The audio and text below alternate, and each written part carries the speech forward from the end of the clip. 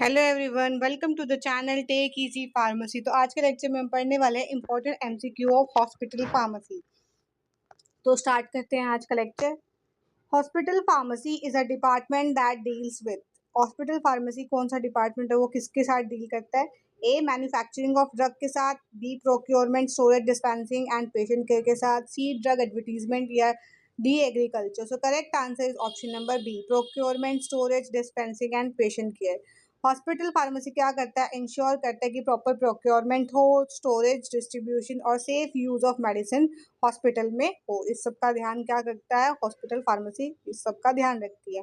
फिर क्या है? The main objective of hospital pharmacy is. जो हॉस्पिटल फार्मेसी होती है उसका मेन ऑब्जेक्टिव क्या रहता है? A increase sale, B provide safe and effective drug therapy, C manufacturing medicine और या D conduct election. So correct answer is option number B. वो क्या कराता है? प्रोवाइड करता है सेफ और इफेक्टिव ड्रग थेरेपी। ठीक है। जो प्राइमरी गोल होता है उसका क्या होता है कि वो इंश्योर करता है कि पेशेंट एक अच्छा, सेफ, इफेक्टिव और इकोनॉमिकल मेडिसिन थेरेपी उसको मिले। तो ये इंश्योर करने का काम किसका होता है? हमारा हॉस्पिटल फार्मेसी का। देन है विच committee is responsible for selecting drugs for hospital use. ऐसी कौन सी इसमें से कमेटी है जो कि रिस्पॉन्सिबल होती है सिलेक्ट करने के लिए कोई भी ड्रग एक हॉस्पिटल के अंदर? तो सबसे पहला है A infection control committee, B pharmacy and therapeutic committee, C purchase committee या फिर D ethics committee. So correct answer option number B, pharmacy and therapeutic committee. ठीक है। जो फार्मेसी एंड थेराप्यूटिक कमेटी क्या करती है? इवैल्यूएट करती है ड्रग को और प्रिपेयर करती है किसी भी हॉस्पिटल की फॉर्मूले। हॉस्पिटल फॉर्मूले क्या होती है? एक ऐसी उसमें ऐसी फॉर्मूलरी होती है जिसमें जितनी भी हॉस्पिटल के अंदर जो भी ड्रग यूज की जाएगी उस सबका डाटा होगा, उसको कहते हैं हमारी हॉस्पिटल फार्मेसी। ठीक है। नेक्स्ट है hospital formulary is. Hospital formulary क्या है? लिस्ट ऑफ हॉस्पिटल स्टाफ है, या फिर list of approved medicine in hospital है, या फिर पेशेंट रजिस्टर है, या फिर D drug price list. So correct answer option number B कि उसके अंदर क्या होता है? लिस्ट, जितनी भी अप्रूव्ड ड्रग हॉस्पिटल में यूज की जा रही है उसका डेटा किसके अंदर होता है? हॉस्पिटल फॉर्मूलरी के अंदर। क्या है? एक फॉर्मूली क्या होती है? कंटेन करती है जो भी मेडिसिन अप्रूव होती है और यूज की जाती है किसी भी हॉस्पिटल के अंदर। नेक्स्ट एमसीक्यू है infection control committee is mainly aims to. जो इन्फेक्शन कंट्रोल कमेटी है उसका मेन एम क्या होता है? A increase prescription, B prevent hospital acquired infection, C increase hospital income, या फिर डी रिक्रूट फार्मासिस्ट। सो इसका correct answer option number B. ये क्या करता है? प्रिवेंट करता है कि जो हॉस्पिटल में जो अक्वायर्ड किया जाने वाला इन्फेक्शन है उसको प्रिवेंट करने के लिए ये बनाई गई, इसका मेन एम है। जो ये कमेटी क्या करती है? डेवलप करती है पॉलिसी जो कि रिड्यूस कर सके इन्फेक्शन को और इम्प्रूव कर सके पेशेंट की सेफ्टी को। ठीक है। नेक्स्ट है हमारा anti microbial resistance occurs when. जो एंटी माइक्रोबियल रेजिस्टेंस है मतलब हमारी जो बॉडी होती है वो माइक्रोब से रेजिस्टेंट हो जाती है। अब हम ड्रग लेंगे लेकिन उस पर कोई इफेक्ट नहीं आ रहा, तो ऐसा क्यों होता है? ठीक है। Antibiotics become stronger. एंटीबायोटिक्स क्या स्ट्रॉन्गर हो जाती है? इस वजह से यह micro organism no longer respond to antibiotic, या सी पेशेंट स्टॉप मेडिसिन, या D drug expire. So correct answer option number B. जो माइक्रो ऑर्गेनिज्म होते हैं उन पे जो हमारी एंटीबायोटिक्स होती है अब रिस्पॉन्ड ही नहीं कर रही। माइक्रो ऑर्गेनिज्म को फर्क ही नहीं पड़ रहा कितनी भी एंटीबायोटिक लो, क्योंकि उन्होंने अपना रेजिस्टेंस डेवलप कर लिया है, इसीलिए ऐसा होता है। क्या होता है? बैक्टीरिया क्या करता है? इवॉल्व हो जाता है और उसने रेजिस्टेंस को डेवलप कर लिया। इसकी वजह से क्या होती है? जो भी हमारी एंटीबायोटिक होती है वो इनअफेक्टिव हो जाती है। ठीक है। नेक्स्ट है हमारा, अब इस केस में हमें करना क्या होता है कि या तो हम दूसरी एंटीबायोटिक देंगे जिससे वो रेजिस्टेंस हो गया वो नहीं देंगे, या फिर तो हम डोज को बढ़ा के देंगे, जिससे प्रीवियस डोज हमने दी थी उससे बढ़ा के देंगे तो फिर हमारी ड्रग काम कर सकती है। ठीक है। नेक्स्ट एमसीक्यू है the pharmacist help prevent anti microbial resistance bye. जो फार्मासिस्ट है वो कैसे हेल्प करेगा कि हम एंटी माइक्रोबियल रेजिस्टेंस को प्रिवेंट कर सके? देखो यही क्वेश्चन आ गया। ए एनकरेजिंग इरेशनल एंटीबायोटिक यूज, कि वो एनकरेज करेगा कि इरेशनल एंटीबायोटिक यूज मतलब एक तो होता है रैशनल, एक होता है इरेशनल। मतलब जो भी हमारा एंटीबायोटिक का यूज हो हमें सही प्रॉपर वे में करना चाहिए तो वो है रैशनल। और इरेशनल हम कैसे भी इम्प्रॉपर कर ले। हमें डॉक्टर ने कहा था भाई इसका कोर्स एंटीबायोटिक का 7 डेज लेना है या 3 डेज लेना है, हमने तो भाई पहले 2 दिन खाई, हम ठीक हो गए, हमने लेना बंद कर दिया। इस वजह से हमारा एंटीबायोटिक रेजिस्टेंस डेवलप होता है। ठीक है। नेक्स्ट है हमारा B monitoring and promoting rational antibiotic use, क्या वो मॉनिटर करेगा और प्रमोट करेगा कि भाई सही यूज क्या है हमारा एंटीबायोटिक को, रैशनल यूज। फिर या फिर वो क्या करेगा, इंक्रीज करेगा डोज अननेसेसरी, या फिर वो अननेसेसरी डोज को बढ़ा रहा है, भाई उसको कुछ पता तो है नहीं, बस बढ़ाया जा रहा है डोज, इफेक्ट कुछ हो नहीं रहा। या फिर डी स्टॉपिंग ऑल एंटीबायोटिक, या फिर वो सारी एंटीबायोटिक को स्टॉप ही कर देगा, भाई एंटीबायोटिक देगा ही नहीं। तो इसका करेक्ट आंसर है ऑप्शन नंबर बी, वो क्या करेगा, रैशनल एंटीबायोटिक को प्रमोट करेगा, भाई कैसे एंटीबायोटिक को हमें सही से यूज करना है और उसकी हेल्थ को वो मॉनिटर करेगा, ठीक है। Rational antibiotic use slows the development of resistance, तो इसकी वजह से जब हम रैशनल एंटीबायोटिक का यूज करेंगे तो उसकी वजह से जो हमारा डेवलपमेंट है वो धीरे धीरे धीरे जो रेजिस्टेंस डेवलप होता है वो कम होना शुरू हो जाएगा। नेक्स्ट है हमारा EOQ स्टैंड फॉर, EOQ की हमें फुल फॉर्म बतानी कौन सी है, economic order quantity, emergency order quantity, या इफेक्टिव ऑर्डर क्वांटिटी, या फिर एसेंशियल ऑर्डर क्वालिटी।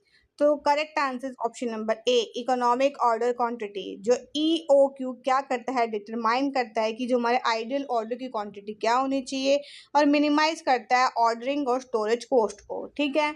नेक्स्ट है हमारा रिकॉर्डर लेवल इंडिकेट, जो रिकॉर्डर लेवल होता है वो क्या इंडिकेट करता है, मैक्सिमम स्टॉक लेवल को, या point at which a new order should be placed, ऐसे पॉइंट पे जिस पे नया ऑर्डर हमें प्लेस करना चाहिए, या फिर डिस्पोजल लेवल को या एक्सपायरी लेवल को। तो correct answer is B, point at which a new order should be placed, ऐसा पॉइंट जिस पे हमें नया ऑर्डर प्लेस करना चाहिए। रिकॉर्डर लेवल क्या करता है, प्रिवेंट करता है कि स्टॉक आउट ना हो, और ट्रिगरिंग टाइमली परचेज, और हमें टाइमली हम उसको परचेज भी कर रहे हैं, ठीक है।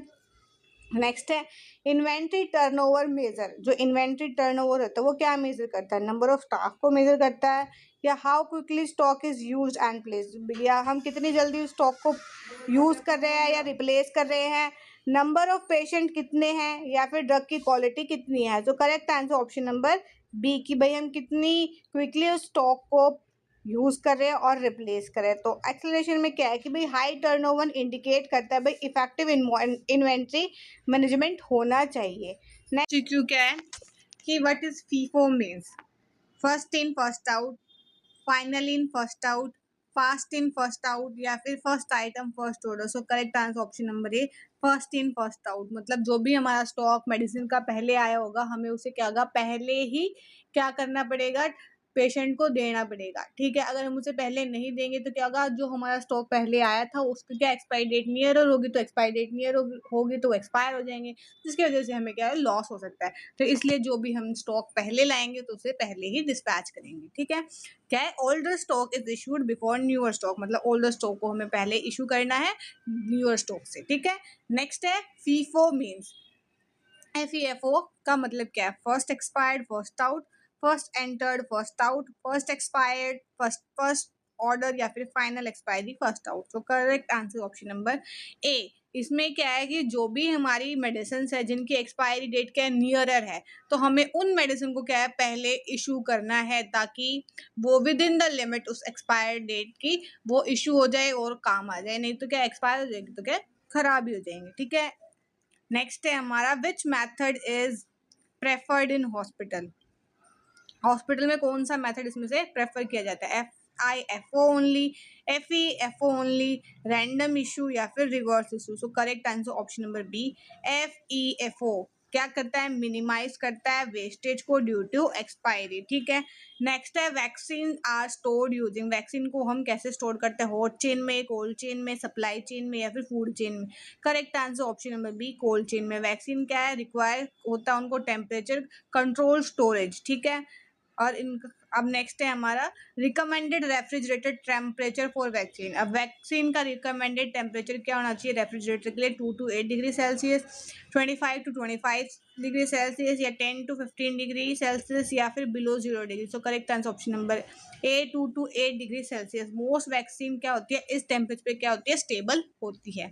नेक्स्ट है ILR स्टैंड फॉर, ILR की फुल फॉर्म बतानी है, ice lined refrigerator, internal laboratory refrigerator, industrial low refrigerator, या फिर ice level recorder. So correct answer option number A, ice line refrigerator.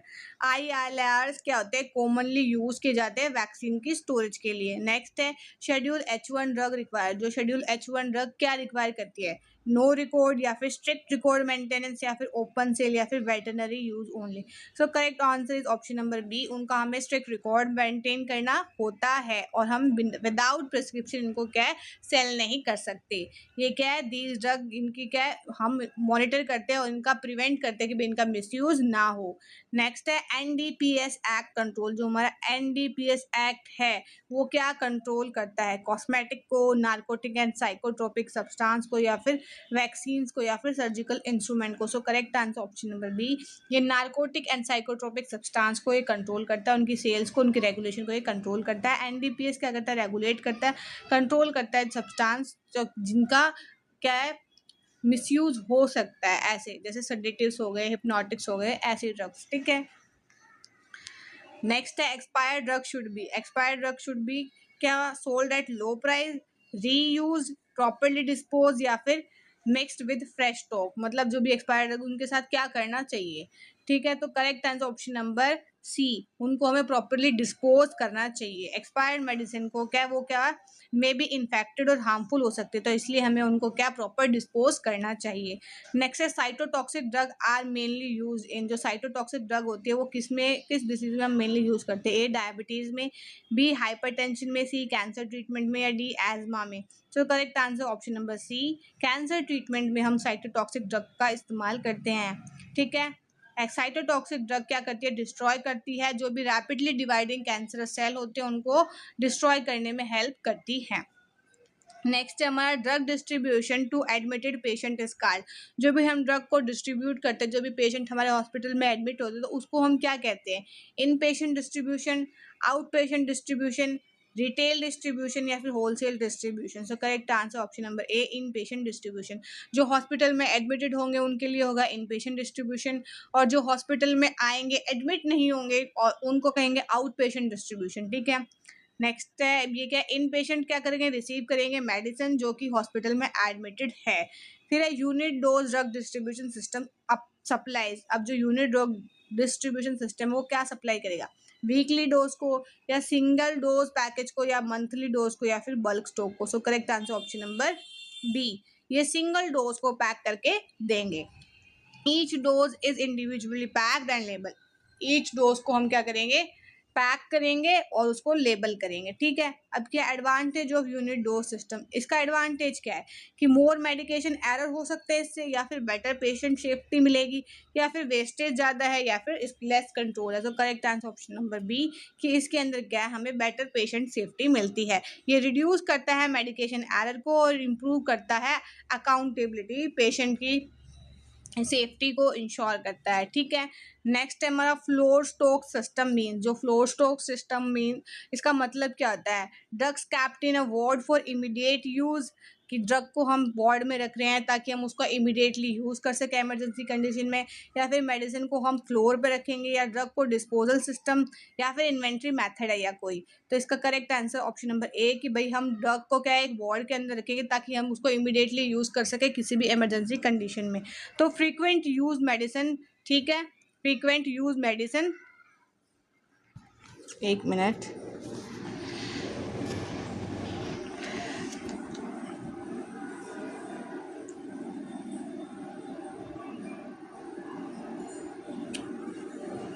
तो हम भाई फ्रीक्वेंट यूज मेडिसिन को स्टोर करेंगे और पेशेंट केयर एरियाज में। ठीक है, नेक्स्ट है हमारा आईसीयू स्टैंड फॉर।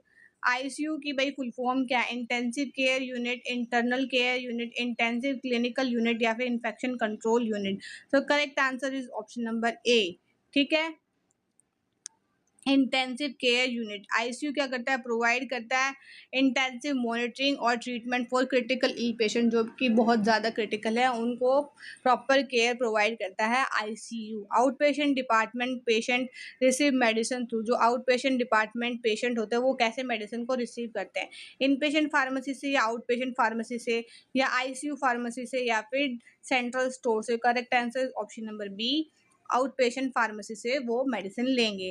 और जो ओपीडी के पेशेंट होते हैं वो एडमिट नहीं होते हॉस्पिटल में, लेकिन वो रिसीव करते हैं medicine from the outpatient pharmacy. ठीक है, नेक्स्ट है हमारा the individual prescription order system क्या होता है, a dispensing medicine according drug according to individual prescription, या कि जो हम डिस्पेंस करेंगे मेडिसिन को एक किसी भी इंडिविजुअल प्रिस्क्रिप्शन के बेस पे, या बल्क ड्रग डिस्ट्रीब्यूशन करेंगे, या फ्लोर स्टॉक डिस्ट्रीब्यूशन करेंगे, या इमरजेंसी ड्रग सप्लाई करेंगे। सो करेक्ट आंसर ऑप्शन नंबर ए, हम डिस्पेंस करेंगे मेडिसिन को अकॉर्डिंग टू इंडिविजुअल प्रिस्क्रिप्शन।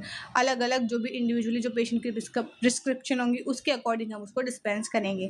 ठीक है, मेडिसिन को हम डिस्पेंस करेंगे सेपरेटली हर पेशेंट के लिए अलग अलग, बेस्ड ऑन डॉक्टर प्रिस्क्रिप्शन, जो भी डॉक्टर प्रिस्क्राइब करेगा। ठीक है, नेक्स्ट है disadvantage of individual prescription order system is. अब इसका डिसएडवांटेज क्या है इंडिविजुअल प्रिस्क्रिप्शन ऑर्डर सिस्टम का, कि बेटर पेशेंट सेफ्टी प्रोवाइड करता है, या इंक्रीज करता है वर्कलोड फॉर फार्मासिस्ट, या रिड्यूस करता है ड्रग की वेस्टेज को, या फिर ये बेटर कंट्रोल ऑफ मेडिकेशन को प्रोवाइड करता है। So correct answer option number B, भाई ये जो वर्कलोड होता है फार्मासिस्ट का उसको बढ़ा देता है। भाई इंडिविजुअली सारी प्रिस्क्रिप्शन देखनी पड़ती है, इंडिविजुअली ऑर्डर प्रिपेयर करना पड़ता है, इससे क्या होता है जो फार्मासिस्ट का वर्कलोड होता है वो बढ़ जाता है। ठीक है, each prescription must be process individually increasing workload. ठीक है, which drug distribution method is considered safe. इनमें से अब कौन सा ड्रग डिस्ट्रीब्यूशन मेथड है कि वो सेफेस्ट माना जाता है? A floor stock method, unit drug distribution method, drug basket method, या फिर bulk distribution. So correct answer option number B, unit dose drug distribution system. ठीक है, अब लास्ट एमसीक्यू है आज का, in the unit dose drug distribution system medicine are supplied. तो हम मेडिसिन को कैसे सप्लाइड करते हैं? मंथली करते हैं, वीकली करते हैं, एज इंडिविजुअल पैकेज डोज, या बल्क में? So correct answer option number C, हम इंडिविजुअली पैकेज करते हैं पेशेंट की डोज को। भाई जिस पेशेंट के लिए इंडिविजुअली हम उसका पैकेज प्रिपेयर करते हैं। ठीक है, सो आज के लेक्चर में इतने एमसीक्यूज, नेक्स्ट लेक्चर में हम बाकी के रेस्ट ऑफ एमसीक्यूज कवर करेंगे। आई होप आपको आज का लेक्चर समझ में आया होगा। वीडियो अच्छी लगी तो please like share and subscribe ज़रूर से कीजिएगा, एंड बेल आइकन को ज़रूर से प्रेस कीजिएगा, एंड ताकि आपको हमारी सारी वीडियोज़ की नोटिफिकेशन टाइम टू टाइम मिलते रहे। And thanks for watching.